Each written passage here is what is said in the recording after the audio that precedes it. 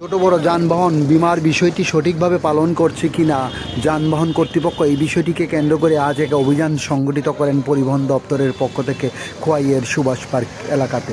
Khowai Subhash park Krishna মন্দির সংলগ্ন স্থানে পরিবহন দপ্তরের আধিকারিক বিভিন্ন যানবাহন টমটমের বীমার কাগজপত্র পরীক্ষা করেন। দপ্তরের আধিকারিক যে সমস্ত যানবাহনের বীমার বিষয়টি গুরুত্বের সঙ্গে দেখছে না তাদের বিরুদ্ধে সুনির্দিষ্ট আইনের পদক্ষেপ গ্রহণ করছেন বলে তিনি আমাদেরকে জানান।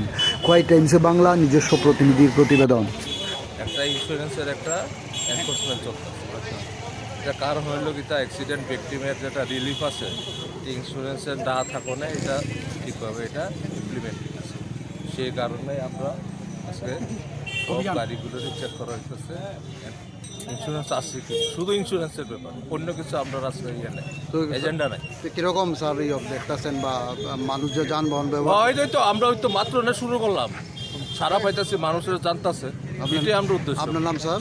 আমার নাম হলো অতীশ সিনহা, সিনিয়র এমবি দ্বিতীয়। Thank you.